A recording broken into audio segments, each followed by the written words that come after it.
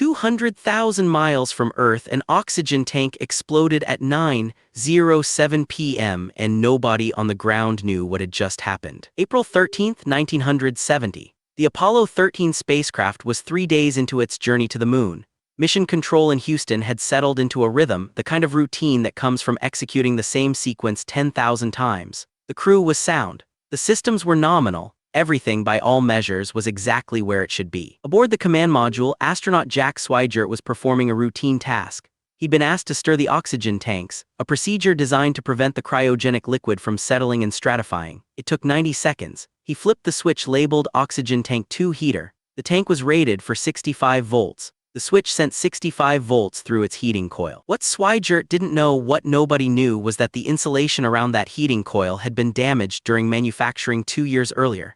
The Teflon coating had deteriorated. When the current flowed, it didn't just heat the coil, it created an arc, a spark, a tiny, invisible flame that began consuming the insulation around it. 55 seconds later, at 9:07 and 53 seconds p.m. Houston time, the temperature inside Oxygen Tank 2 exceeded 1000 degrees. The insulation failed completely. The tank ruptured. 250 pounds of pressurized oxygen liquid turned to gas exploded outward into the service module. The spacecraft shuddered. Jack Swigert felt it, his crewmates Jim Lovell and Fred Hayes felt it too, but in mission control 3 days' worth of distance away, the data came first. Then, seconds later, the words, "Houston, we've had a problem, calm, precise." Swigert didn't know yet what he'd lost. Mission control didn't know either, not at first. The data streaming down from the spacecraft showed voltage fluctuations, pressure drops in the oxygen lines, temperature spikes. Engineers stared at readouts that made no sense together. The command module's fuel cells, which generated electricity and water, were dying. One was already offline, the other was dropping fast. Within minutes, Flight Director Kranz made the call that would define the next 4 days. Forget the moon, forget the landing, forget everything except getting 3 men home alive. The mission had just transformed from exploration into survival. They had oxygen for about 90 minutes. The Lunar Module, the small spacecraft designed to land 2 men on the moon, was supposed to be used for 5 hours. Now it would become a lifeboat for 3 men for 4 days. It had been built to support 2 people. The CO2 scrubbers designed for 2 would need to handle 3. The water was rationed for 2. The power systems were marginal. Everything about it was wrong for what was about to happen. But here's what the astronauts in space didn't know yet, and this is the gap that separates survival from catastrophe. The explosion wasn't finished.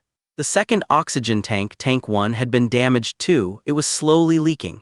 In the hours ahead, it would empty completely. The spacecraft was hemorrhaging its ability to breathe. The engineers at Mission Control had to solve an equation nobody had ever solved before. How do you keep 3 men alive in a machine designed for 2 with half the resources, 200,000 miles from home, with 4 days to figure it out? They had no instruction manual. They had to write one in real time. The first crisis was power. The fuel cells were failing. Lovell, Swigert, and Hayes had to power down the command module, the only spacecraft that could get them home and move into the lunar module. They shut down systems that had been running continuously since launch: life support, navigation, guidance. In the darkness, they became caretakers of a machine that had never been meant to sustain human life this way. Then came the carbon dioxide. The lunar module had lithium hydroxide canisters designed to scrub CO2 for 2 men for 1 day. Now 3 men were breathing in it for 4 days. The CO2 levels began climbing. Breathing became harder. The air itself became toxic. Mission control engineers stacked equipment on a table, the same equipment the lunar module carried, and tried to jerry-rig an adapter. Could they make the command module's square canisters fit the lunar module's round receptacles? They could. Using plastic bags, duct tape, and hoses, they invented a solution in a few hours that had never existed before. Then they had to transmit the instructions, step by step, to men in a spacecraft who were living in the dark, rationing water, breathing their own exhalation. The margin for error was 0. Water became its own crisis.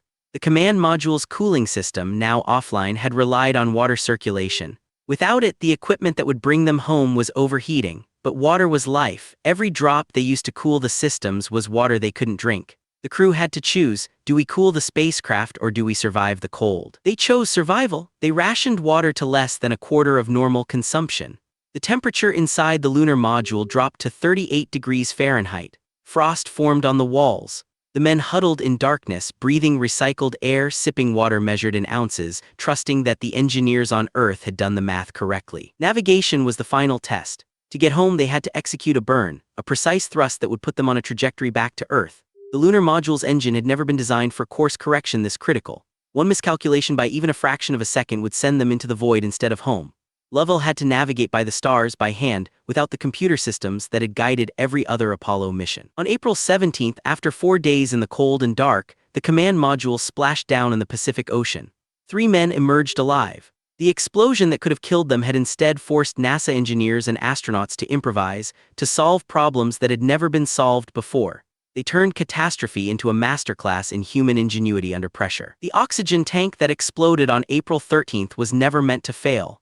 The Teflon insulation was never meant to deteriorate. But it did. And in that moment of failure, 250 miles above Earth, a broken system forced 3 men and thousands of engineers to become something greater than the mission they'd planned. They became survivors. Subscribe to stay with the untold stories of space, the missions that broke, the people who fixed them, and the discoveries that changed everything.